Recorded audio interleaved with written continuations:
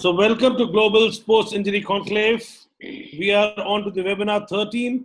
We have spoken on multiple things since last 3 months on few things which is going to be very vital for the upcoming sportsmen all across the globe. Today we especially talk about something very relevant. So that is what is important and necessary diet for sports persons. We have got extremely great panel for the day. We have got Varun Shivdasani from UK. Hi Varun. We have got Swati Bathwal, sports dietitian. Hi Swati. Nishant, hello. Hi. And we have got Dr. Onkar Bilgi, the Ayurveda expert. Hi Dr. Saab. How are you? So you are mute. Can you just unmute, please?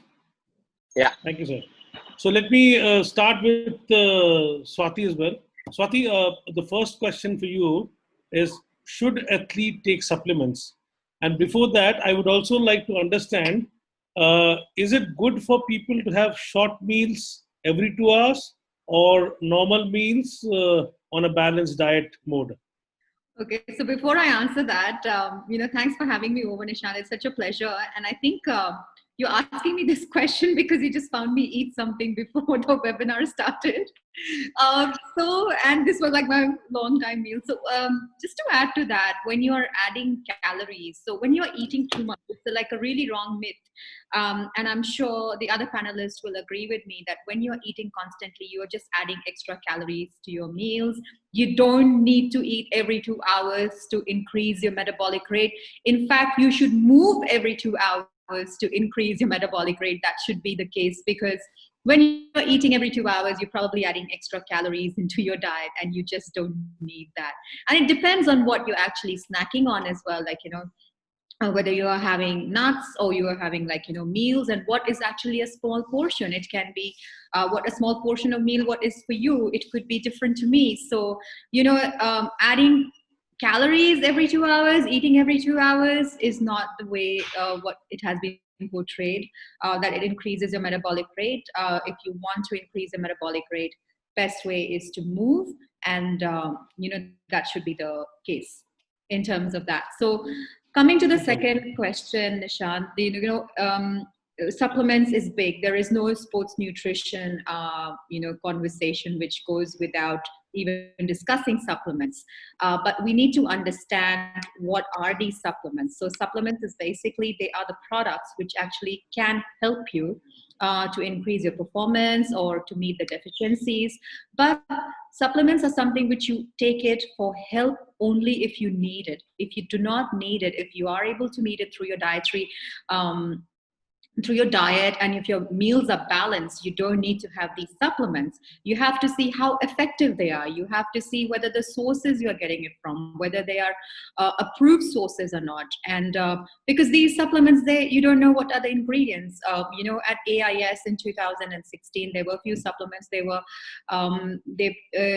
tested in Australia, and although it said that it had all the ingredients which were safe from WADA, which did not have any anti-doping ingredients, but they tested it in the AIS, and they found 80% of the products which were bought over the internet had some of the other ingredients which were dope positive. So if our athletes or if our sports people who are consuming these supplements, they have to understand why they are taking it and how they are taking. So I've got a little thing to share with everybody today. So if you just have a look at that. So supplements are mostly taken because there is a myth that, people, they think, it's because, my proteins and I need to have extra protein powder. So basically, if you look at the screen here, can you see the screen, everybody? Yes. Yeah, so if you look at the screen, these are the sources of proteins we have got. And we, as long as we have the proteins, it's the timing of the protein which is really, really important. People, they go without having proteins, for longer hours, and then they just have all the proteins pre-workout and post-workout. So if you just look at 10 grams of protein, a cup of milk is 10 grams of protein, and 200 grams of low-fat yogurt or cottage cheese or, reduced fat cheese. You're looking at eggs. tofu, nuts and milk, and soya milk and lentils, all of these are like 10 grams of protein. And if you look at non-vegetarian sources as well, like 35 grams of red meat or 40 grams of chicken or 50 grams of fish and 10 grams of whey protein powder. So I'm sure Varun will add great, he will put some ideas into what meals we can prepare in terms high protein drinks. But honestly, we don't need to have those protein powders unless you are actually not able to meet through your requirement. And the most important thing for the supplements is the distribution of protein. So some people, they go without having protein throughout the day and they dump it all. If you just look at this poor distribution, it's like 10 eggs, they're having it for dinner, but throughout the day, they've had very little protein. So the idea is, if you are having protein, you put some for breakfast, put some for lunch, and you put some for dinner, or maybe pre-workout and post-workout. But you can't dump all half of your daily intake of protein in one meal, thinking that you are doing great. And that's what most of the people do. So protein is one of the things why most of the people, they have it. But let me just go through all the ingredients quickly about the approved supplement from AIS, which is the Australian Institute of Sports, and we work along with the WADA, World Anti-Doping Association. So if you look at it, sports drink, they are fine. Liquid meal supplements, it can be milkshake or any of those, they're also fine. There are some brands which have got sports gel, they have got sports bar. Caffeine, you basically don't need caffeine as a supplement, because if you have got freshly brewed coffee, you don't need you need a caffeine supplement. If you have got good source of creatine, the supplements where you've got it from, it's okay. It's not banned until and unless there are some ingredients added to it. Bicarbonate and citrus are the other ones. Vitamin C, it's fine. Vitamin E are also fine. Electrolytes, in India, we've got electrol. There are hydrolytes as well. They can be taken. Multivitamin, iron supplements, especially for women, calcium supplement, vitamin D, and probiotics. So these are some of the supplements. You can have them as long as you know where the sources are from, and they are safe.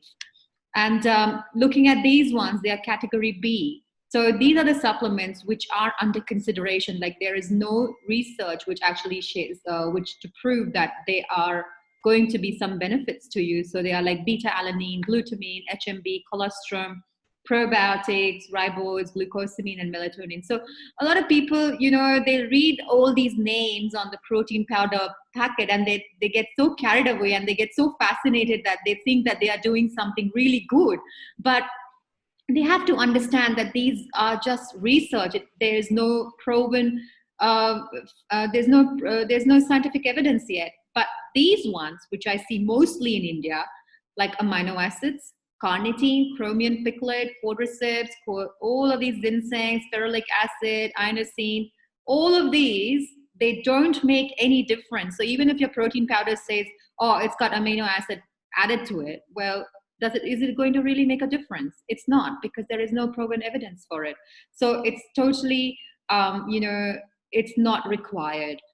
And last, which is most of the times, I would like to focus on this, that any banned substance, they are not going to label it on the product, because you're not going to take it.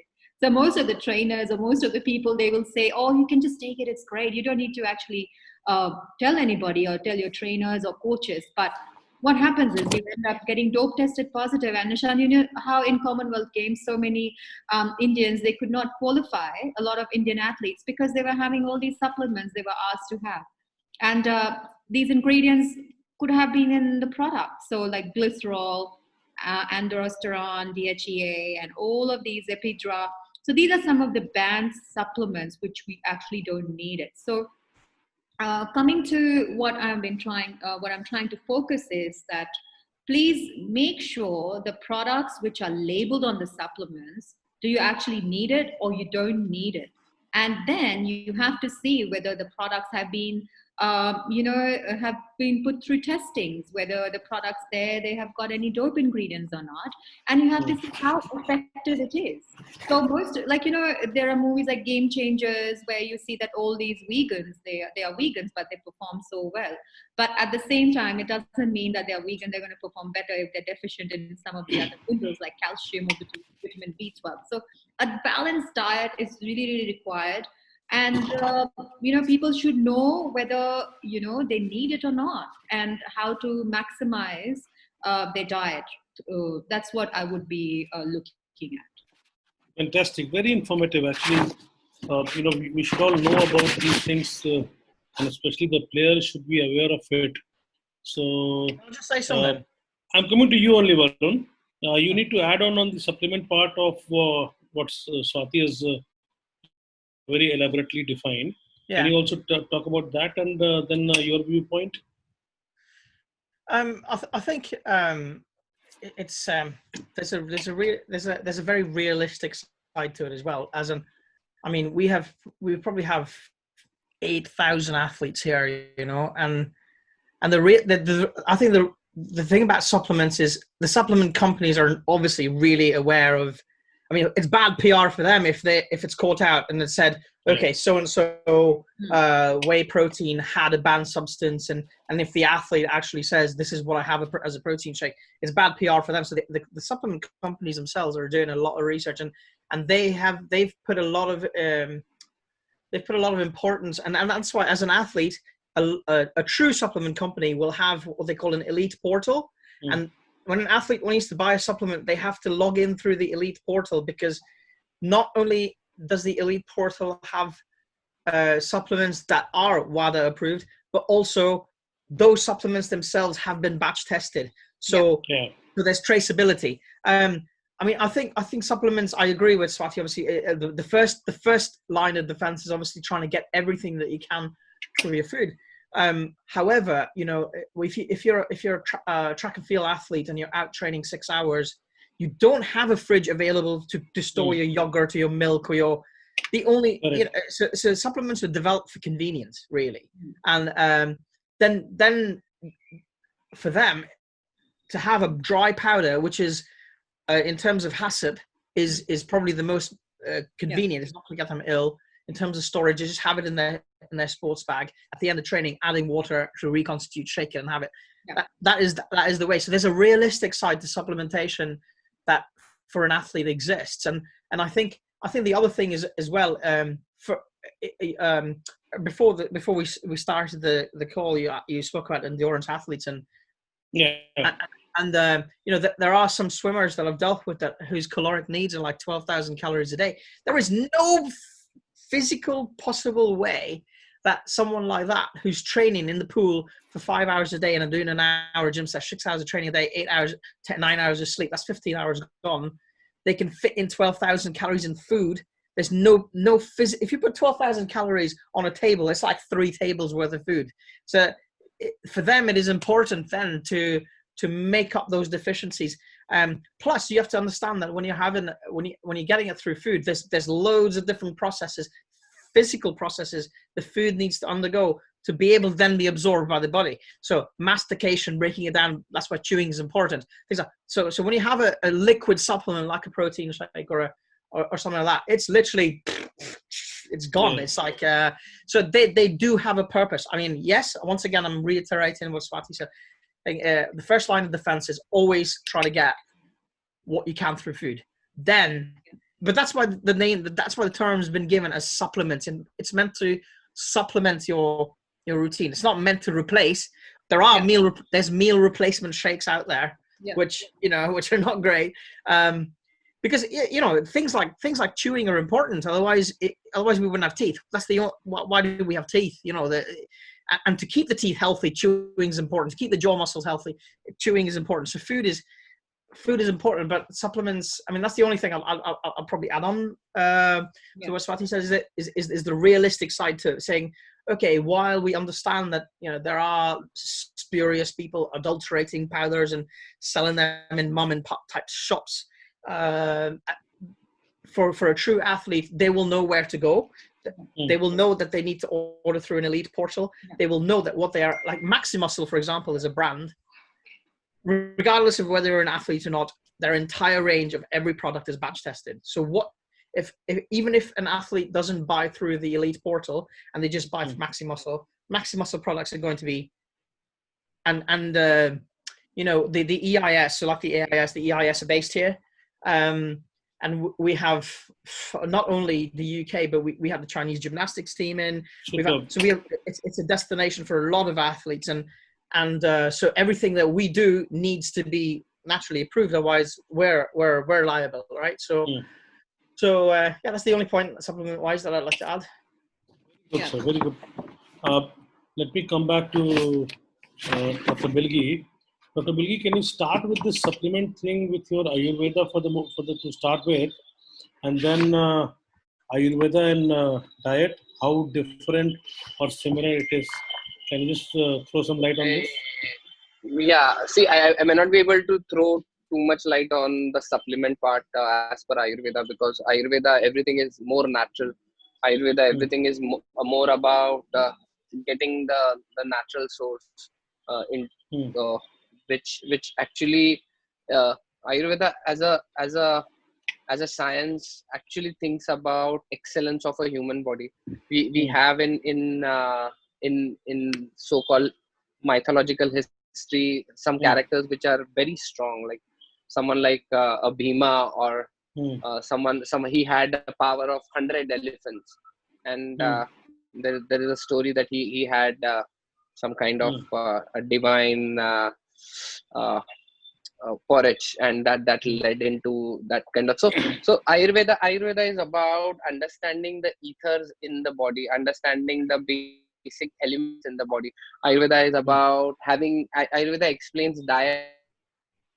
Each season, every season, we are blessed with having nearly 5 seasons or 6 seasons, and what diet to be taken in that particular season is very important, because ultimately what happens for athletes, we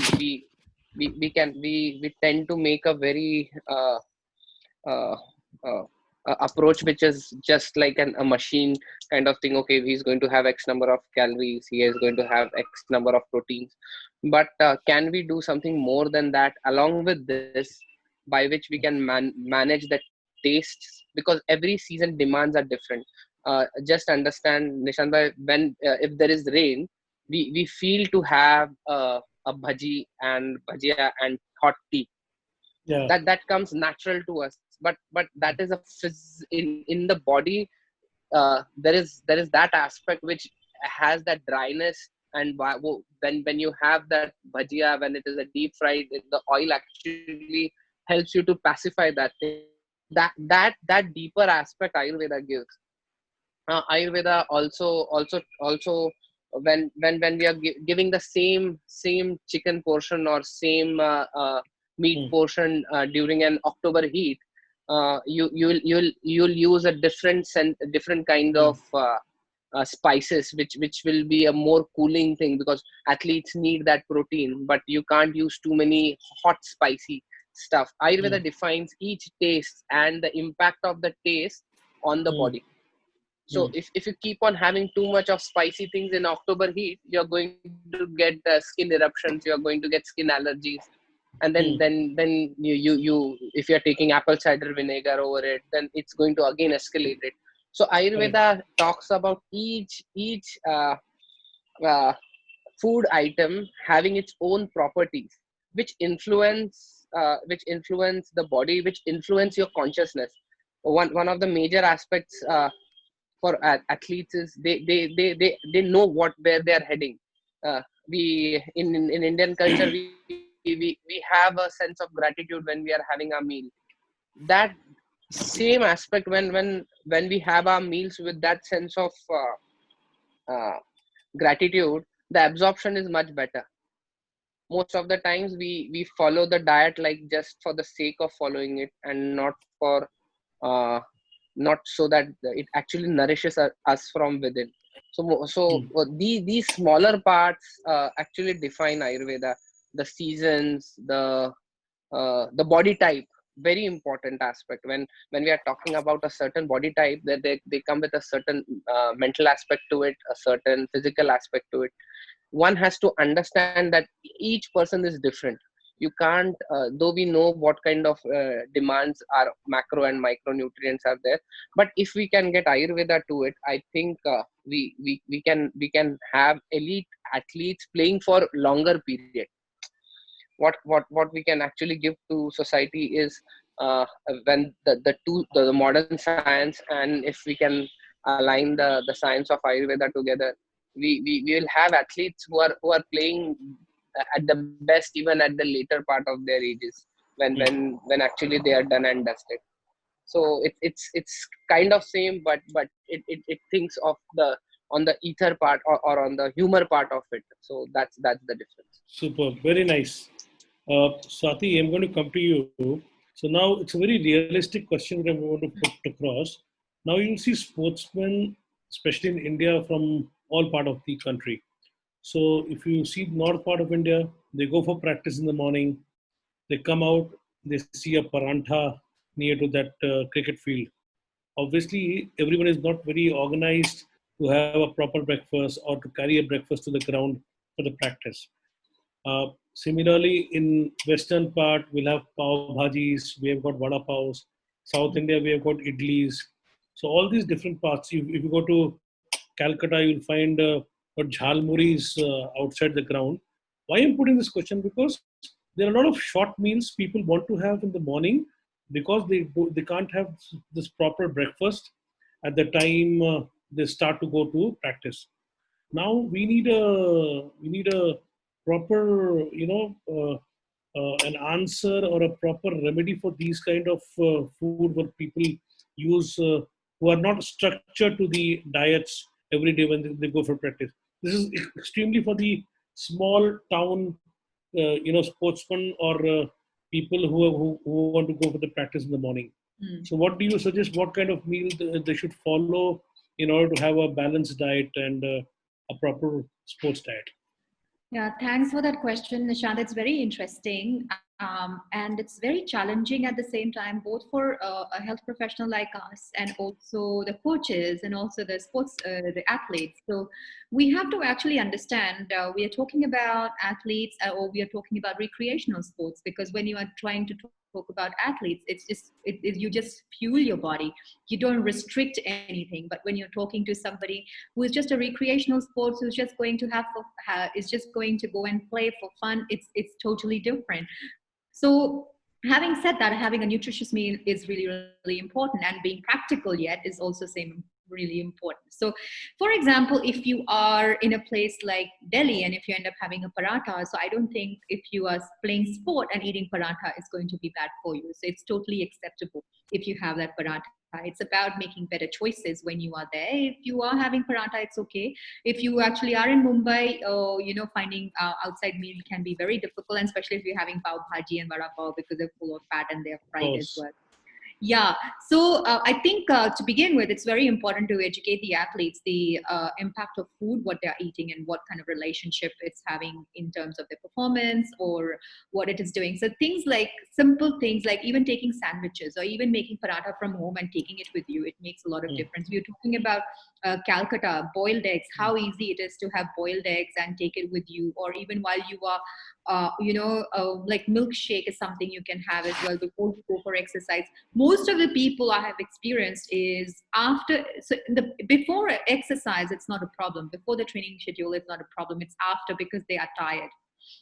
That's the reason why they go out and they end up having these things at the stadium or here and there. So having like a snack, carrying a snack really, really helps. It can be like, maybe like a paratha or something from home, or even carrying a sandwich, or even carrying a fresh fruit. It really, really works, because, then you're not hungry and then you can go home and have. A lot of kids I work with, they finish the training and they are dehydrated. So they're actually not understanding whether it's the hydration, they want water, or are they actually hungry? So they end up going and driving through McDonald's, or they want to have burger because they just can't stop their hunger. So they just want to grab something until they reach home. So, just introducing little things like, just carrying fruit. And once you finish the game, you end up having all kids sit together and they have a fresh fruit. And even if you have like a bottle of water and you drink that water, can resist that hunger and those impulses, and you can go home and you can have your nutritious meal. But like having said that, if they want to have something outside as well, they have to understand that which meal is going to be better for them and which is not. I'm sure like in Calcutta, I've seen a lot of places they have got boiled eggs as well. So if they have got boiled eggs, it works really good.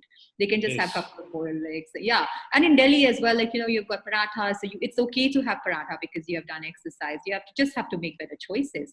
Other thing, what I would be recommending as well, if it's like a team sport, they can have something available outside, around the arena, like instead of, having somebody sell pav bhaji or something like that, they can have somebody who can prepare, healthy snacks.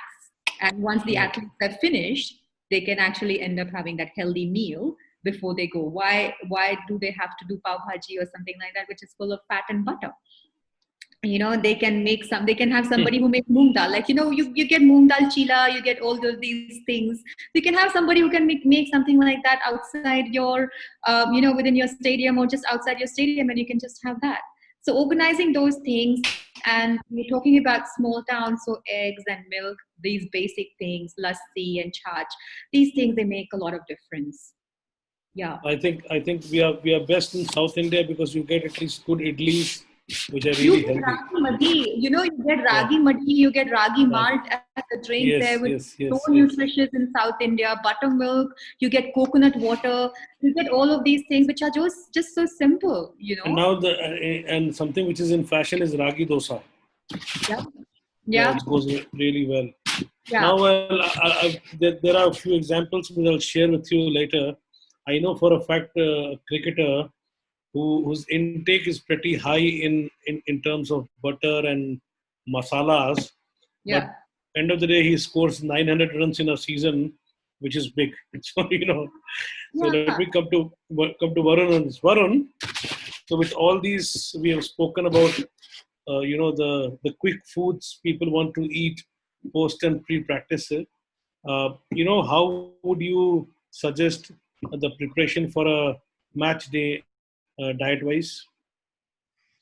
I mean, look, I just want to say, I just want to add something to what Swati said. It's, as she talked about provision outside, it is not just the responsibility of the authority, like say the BCCI, for example. I think that the onus of that should go on everybody, including the government. The government should just say, look, outside a sports venue, outside a school, the only people who can sit and sell things outside these areas should be people with healthy options. They should not be allowing people who are not, vendors. I mean, here, the law is within a mile of a school, there cannot be a KFC or a McDonald's or a whatever, because then the kids are not going to walk a mile to get KFC. They're just going to eat what. Yeah. So it has to come from, I mean, the buy-in has to be from everybody. It has to change as a culture, not just as a sport. And it's about, like Swati said, it's about being prepared, I mean, okay, fine, maybe paratha is available, but take your own from home. Take the healthier version that's been made at home with you. And the responsibility of that falls on the athlete. The athlete has made the choice to be an athlete. You couldn't, an accountant shows up to work without a calculator, or you're going to go, what the hell's going on here? So the responsibility lies on the accountant to be prepared. Similarly, because that person has chosen to be an accountant, an athlete has chosen to be an athlete, which means if they're told, okay, you need to eat carrots for the next 3 weeks and nothing else, that's what you do. You're getting paid. Your job is to perform. And our jobs are to make sure you're available for selection in the team, and that you're available to perform optimally when called upon for duty. That's it. So if I say to you, you need to eat peanuts and nothing else and drink 20 liters and that's all you can eat, that's what you need to do. And especially in sports like football, where they're getting paid like £100,000 a week. I mean, seriously, if I was getting paid £100,000 a week and you told me to eat my own poo for 2 weeks, I would do it, So it's like, I think that's where, anyway, so to go back to the question that you asked me, pre and post, once again, very much depends on the sport, really. I think first you need to ascertain as to, I mean, if you take a team sport like football, for example, first you need to ascertain what is my position. If you're, for example, if you're a goalkeeper, right? Most of your movement, you're not running around the field like the midfielder or the striker. You're static. You're standing at goal. most of your movement is going to be explosive, right? So the CP, ATP, so creatine. So maybe then eat creatine-rich foods. You need to be switched on mentally. Your reflexes need to be on point to be able to save the ball, etc. So that's the focus. So what a goalkeeper does and what a midfielder does will be very, very different for pre-match. But very generically speaking, we always Saturday would be a match day. You always spend Sunday, which is post-match, Sunday, Monday, and Tuesday recovering, and then Wednesday, Thursday, Friday fueling for it. So once again, very, very, I'm talking about very basic, without going into specific position. Forget the specific person, like Onkar said. It has to be individual, especially at an elite level where there's millions and millions and millions of pounds at play. Forget the person, then just up the carbs a little bit, because it is but you have to ascertain as to what kind of, if it's water polo, for example, they're treading water for a long time. Their heart rate isn't going to be as high as the sprinters. So a lot of their energy could be coming from fat. So preparation so if your activity is being fueled predominantly by fat, then you could splurge a little bit more on healthy fats. I'm not saying go out and have a bucket of pig fat or pig lard, but you can splurge there. However, if most of your fuel is coming from carbohydrate or glycogen, then that's what you need to up in preparation and fueling for the activity. However, what is consistent across the board, regardless of the sport, is the post. The post, you're always going to be using muscle. There's going to be some sort of soft tissue beating that's happened. So recovery is basically about increasing your protein slightly to help facilitate that recovery. Hydration's massive, obviously. Replenishing electrolytes that you've lost is a big part of it. So it kind of evens out on recovery for everybody generally. So we generally prescribe a 50 carb, 35 protein, 15% fat for recovery post activity, but pre can vary depending on what your function is, really. Yeah. Fantastic. That's super, because we are talking very much focus area as long as the diet and the food is concerned, which is really good. Swati, will come back to you after I question Dr. Bilgi, because we want to understand the advantage and disadvantage of coffee as well, because a lot of people go for coffee. So you can get ready for this before you can have a coffee before I come to you then. Okay, sure. Dr. Bilgi, now it's your favorite topic, diet and gut health in Ayurveda. Yeah, just before that, I'll just talk about what we have to be aware about as an athlete, what Varun said and what Swati said. We the choices what we make are going to make you that person who you aspire to be. Yeah. So just what happened in, at least in the Mumbai cricket, there's one of this top the top athlete, top cricketer told that I eat vada pav, and suddenly everyone is having vada pav and they think that they will get the timing as that person. But it's difficult. It's difficult. One has to understand his diet. When he used to actually go home, the diet is totally different and the person is totally different. You can't make a horse having just the not right diet, and you can't win. So the best part is in Ayurveda we talk about the food combinations. I will just interrupt in between for a minute because something struck me. So Sachin Tendulkar 10 years back in an IPL told to the team that I normally, before a match, I prefer to eat some sandwiches before I go for the match. For a matter of fact, there was a cricketer who was doing really well that season. He took it very seriously. He ate 10 sandwiches before he went for the match. So each body is different. So you continue on, huh? Yeah. So each body is different, and the morning breakfast is the key aspect. If you're going to have your morning sessions, there are one thing is you can't dwell on, or rather you can't have a long career having this as the base during your younger times. So you will have to have, one of the best thing what we are talking about, a nachni starch, nachni ragi starch. Yeah. That's very good, and every mom can prepare it. Just mix warm water in it, add nuts to it, and you can give. Or nachni dosa with ghee, makhanas, or you can have moringa leaves with moong dal chilas. Something like even a basic way of cooking. These days we follow so much of uh, the old methods where the leaves were used, and the chicken used to get packed in the rolls, and it used to get moist baked Yes. or stone baked. There are many aspects Steamed. which Yeah, yeah, correct. yeah. So there are many aspects by which you can actually use that same meat in the morning, or which helps you in the protein intake. Easy for the moms to give to their kids.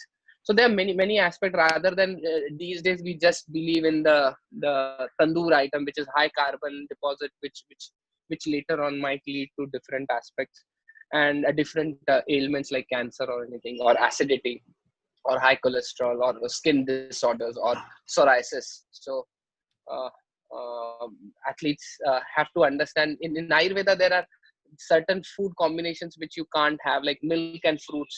We don't say. So in the morning, if you're having constantly milk smoothies with like banana and milk constantly, they are going to give you skin disorders, and it is proven. There's a paper presented on that.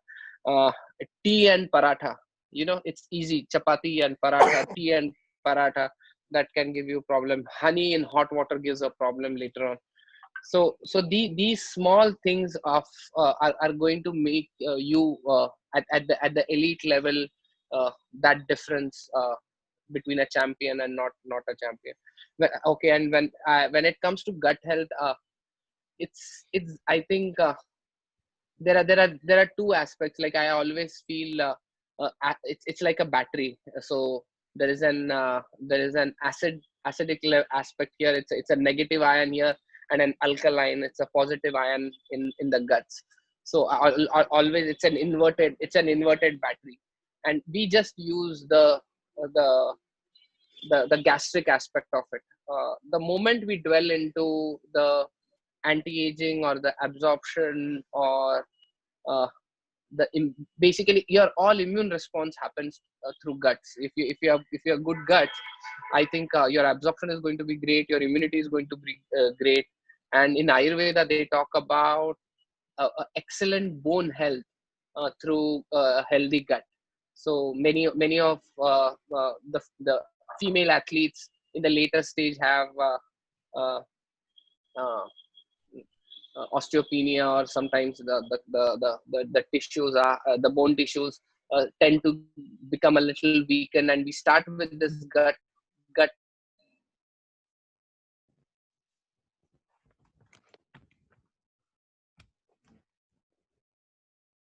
through these sessions where we can reach out to people and talk about these simple things which are in Ayurveda for ages but are sadly not implemented. If we follow that with the right diet, which Swati and Varun are talking, I think we are going to have these set of elite athletes who are going to be there and perform, as I said, for longer times. So gut health is important, and in Ayurveda we can explain. We can do gut health for a performance, for recovery, for the mental aspect of it. So the implications are huge. Yeah.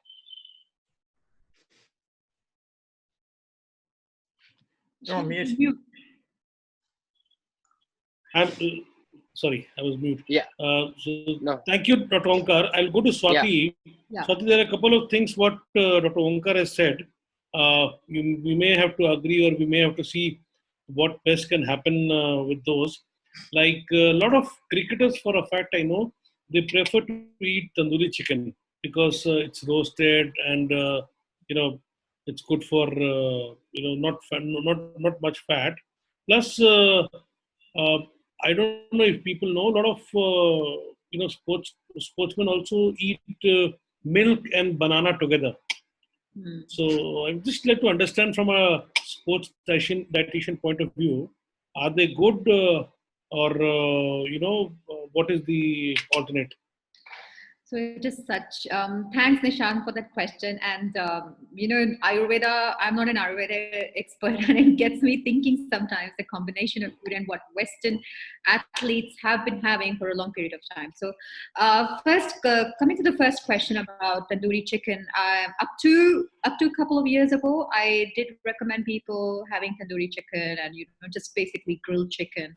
But there are evidence-based researches and proven research that too much of so when you grill any meat or when you grill any like meat, or it can be red meat or chicken or fish, if you grill it too much, not so much in fish, but you're looking at the amine factor, it becomes so it all goes on like how the chicken, or maybe how whether pigs were in pig farms or how chicken were actually brought up.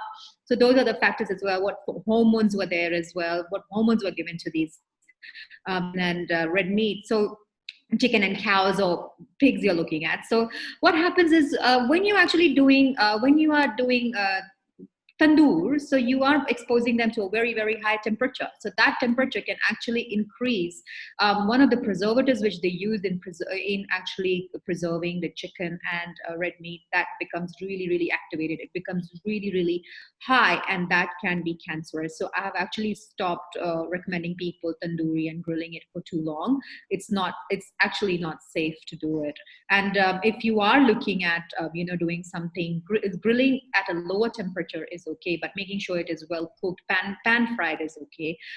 Steaming is okay, baking is okay, but it has to be like not grilled too much. And if you're worried about fat, you choose a better option. Why do you have to go for chicken wings? Why do you have to go for chicken legs? Go for chicken breast fillet or go for chicken thigh fillets, So you have to look for better cuts of meat rather than doing cuts of meat which are higher in fat intake if you want to reduce that. And, if you look at Western version of preparation of these meals, they don't add that much of fat.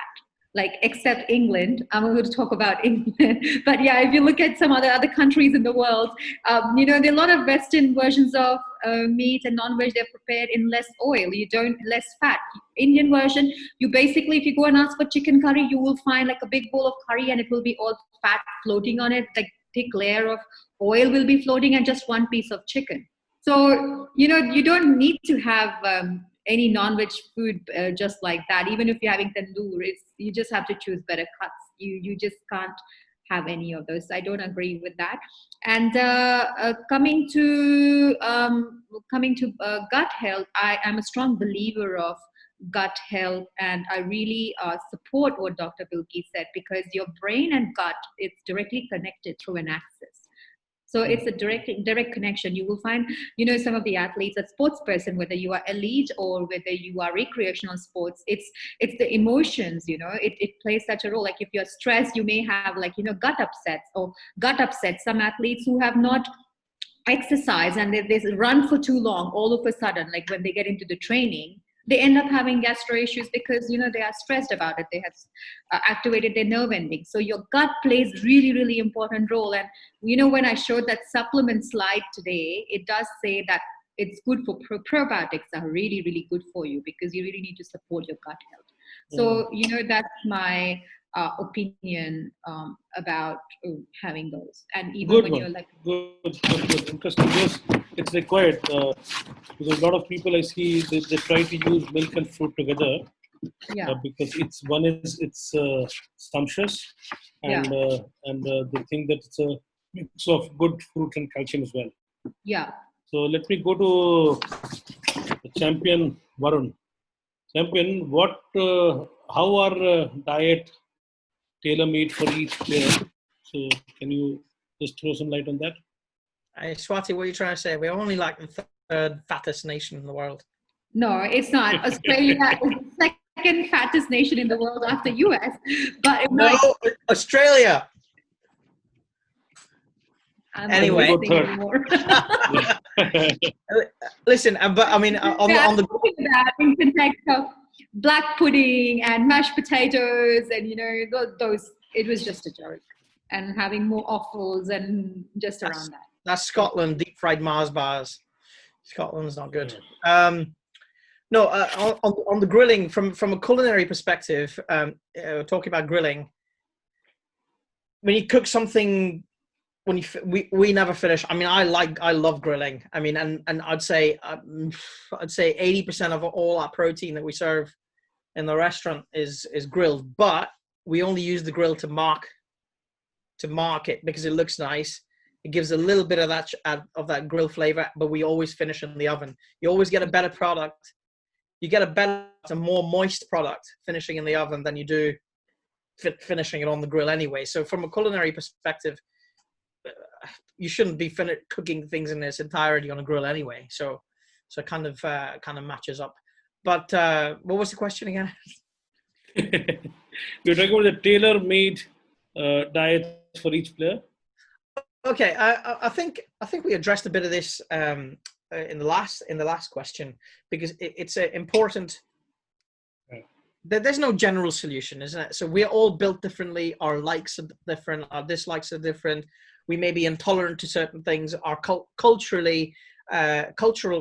food makes a massive is massively cultural, because you talk about the willingness to. Okay, you can ask somebody to eat carrots for 2 weeks and say it's going to be great for you, but that's not sustainable in the long run. It's not a lifestyle somebody wants to lead. So culture makes a massive part of it. So that is fundamentally my main role, and something that I love doing is taking something cultural and then making it fit into a certain parameter. So let's say you say, I like to have parathas, right? And then you say, well, I like to have parathas, but I don't like to have them in the morning. I like to have them after my training. So then how do you make or create a paratha? Using different grains, maybe using different methods. I mean, if it's an athlete who's using fat for fuel, for example, then creating a different lipid profile to make the process, so kind of using different fats. So using a blend of olive oil and let's say coconut oil, etc., to then create the perfect sort of lipid profile to be used in the dough, and then using different grains to provide different, level to add fiber. So that's the fun. That's what I enjoy doing, and I think we're getting ready to open first week of July again. And the first few weeks is very, very slow. We've got a few. I think England rugby, England cricket. So I'm going to try and use most of my time now, because we're not allowed to go into work at all. It's like, it's closed, right? So the minute it reopens, I think the first few weeks, I've already messaged like my sous chef, and I said, first few weeks I want to spend in research and development. To then, because at the most basic unit, if everything that we make fits a generic bracket in terms of or food for athletic performance, then tailor making it makes it that much easier in the long run. So if the building block itself is good, then the complete product is going to be much easier in the long run. But tailor making something is sitting down with the athlete, and I think it's really important to do. Sitting down with the athlete, and perhaps your strength and conditioning coaches and the output side of it, because you need to ascertain using heart rate monitors, etc. What is your heart rate? What is your target heart rate? What is your heart rate? And what zone is your heart rate during the activity? So identifying first the caloric need and what the fuel source should be, and then trying to make everything else fit around it is important. And then you sit down with your nutritionist and say, well, this is what my training looks like. What do I need to do? And then going through a weekly training schedule up to a match day. So Monday, this is my training load. This Tuesday, this is my training load. And then formulating a personal plan for that person. And I think this is where it's interesting with Onkar is, I spent about 5 years with spas and doing wellness, really. Not so. Yes, we had people come who were athletes, but then we had the Beckhams and people like that. But we also had actors and people who are not athletes. So this is where I think Ayurveda. I mean, I'm all for it. I mean, one of the most fun projects was actually sitting down with the spa director and coming up with a totally holistic plan for this one guest. I mean, they were paying They're paying like $7,000 a night. So, you know, for that kind of money, it had to be tailor-made. And you're sitting down, everything from their treatment. So imagine if I used, you're talking about coffee, right? Imagine if I used coffee, which I think coffee is great, but we did like a beef fillet tenderloin with a coffee crust on it, so it was seared and served, and then coffee was then used as a treatment to detox the skin and the texture for exfoliation and stuff like that. So then that would be there. So it was quite fun, because then you did the day was a coffee themed day, and then the chocolate the next day and coconut, and so the food would be around it. So both inside and out, everything revolves around that one superfood of the day, let's call it, right? So tailor making can be fun. People can sit there and go, oh well, tailor making, oh man, I can't believe I have to do all of this. But then once again, it goes to the discipline of the athlete. The athlete needs to sit there and go, well, I've chosen to do this. I'm going to invest in, in myself. And there are some things, like for football example, the club will certainly, if the club believes in it, they will. I mean, a lot of clubs, for example, don't have full-time nutritionists, even at the Premier League level. Yes. The nutritionist will be there 2 days a week. And then the nutritionist will only be there working with the athletes and not with the chefs. I mean, how can you not? There's no correction. Yeah, correct. Exactly. So fantastic. It all depends on, but once again, goes into, we were talking about provision outside the stadium.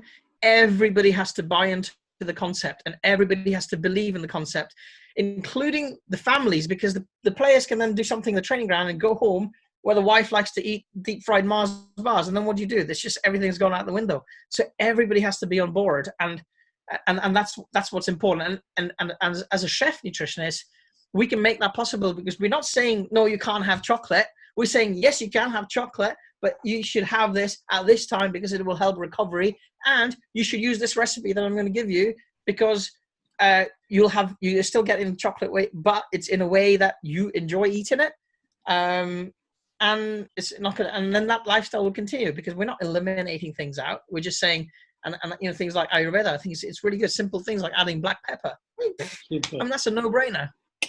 Fantastic. Now, Varun, to conclude the entire thing, can you give one suggestion to the sportsman today, as in what should be the balanced diet they should eat? Because all the practices have started. The normal cricket, normal sports have started in the country now. The practice and the stadiums have started, not the games. So what kind of food they should be having, and what should be the best for them? Have you not been listening, Nishant? Tailor-made. You can't ask me a general question like that. Okay, I'm going to give you one answer that may be applicable to maybe 1% of the population, and not 99%. But generic. Okay, I understand what you're saying. I'm just messing with you. Generally speaking, make sure you're hydrated, especially in countries where it's hot, it's blistering, hot, it's humid. Hydration is massive. Make sure you're well fueled.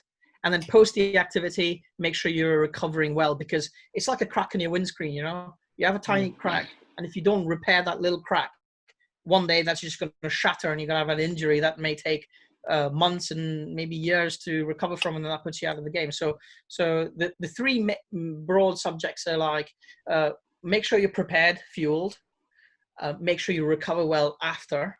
I mean, okay, the celebrations and, oh yeah, we won the tournament, all that's fine and good.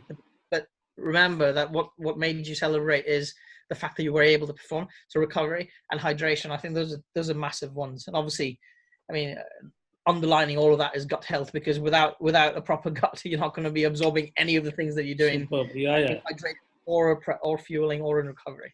Superb. Brilliant. Swati, your advice to all these sportsmen.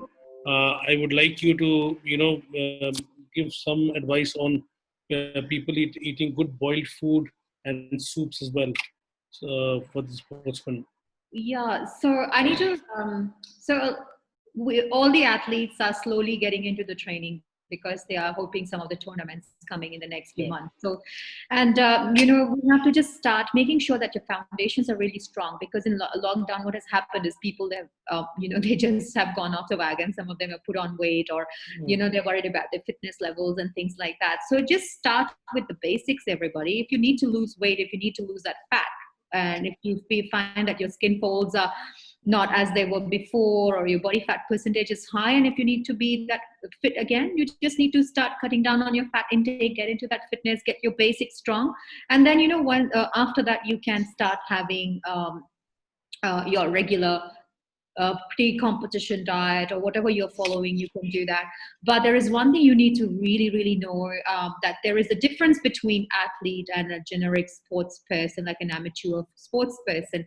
Athletes, they eat and they train, they don't diet and exercise. So you really have to work on that you are not you're following those principles. And carbohydrates are really important for athletes. So are the proteins. You can't say you can only have proteins if you don't have carbs. Where are you going to get the energy from? And even if you're trying to build that muscle mass, you need to have carbohydrate, because you will not have that muscle strength if you don't have those. So thinking about low fat diet, high protein diet, all those things, it doesn't work. What works on a long term is moderate carbohydrate, moderate protein, and a low fat diet. And like Varun said, is the hydration, because hydration is the key.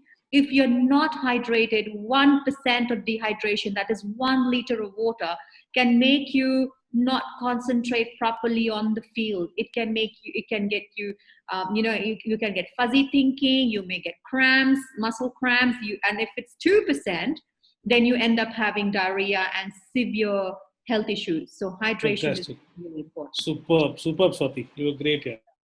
Dr. Bilgi, now we come to you on this. And I would like to understand, in Ayurveda, do we have some energy products which is good for the sportsman at this juncture? This juncture is a part wherein you, from the inactivity, you come to active sports, and generally you come to the normal match games. Yeah. So as we earlier discussed, Nashni starch is very. It's cool. It's a starch, so you're going to get energy gradually. If you can have your smoothies with moringa leaves, as I said, you can have your makhanas, you can have your some I want some very native Indian stuff, like this is the season where jackfruit is there. Using a simple jackfruit, you can just store it in the fridge and you can have it in the morning before going. Very easy to have. There are these banana flowers. There are these I don't know whether people use them so easily, but they highly nutritious. When we are talking about a comeback, you need something which will actually help you to come back with a full load of nutrition to it. And like colocasia, then using tree gums is very, very useful. Like you can just make a smoothie out of this whole thing in the morning, just have it and go to your session. Very, very, very, very effective. And apart from that, using the right herbs like ashwagandha, using simple points like simple herbs like tulsi. There are herbs which will actually, like simple use of pepper. Yeah. Simple use of pepper in the food can actually enhance your absorption.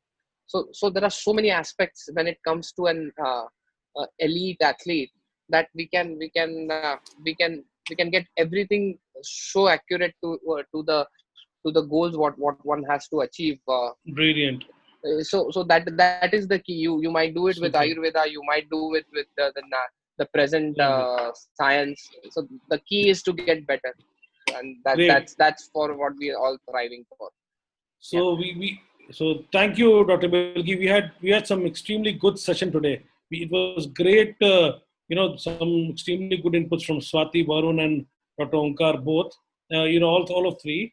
So looking forward to a few more sessions of these, which is directly going to help the sportsmen in the coming time. So we have finished 13 webinars. We have got over 40 speakers. So it is something different we have done over the years to educate people, which is going to be the content for life. So thanks everyone. Thanks Varun. Thank you, Swati. Thanks, Thanks for Onkar. having me, Nishant. Thank Yeah, you. yeah. Thanks, Thank you. everybody. Yeah, See you Thank you, soon guys. on some important topics then. See you soon. Bye-bye. Yeah, Bye. Take care. Bye. Thanks, Uday.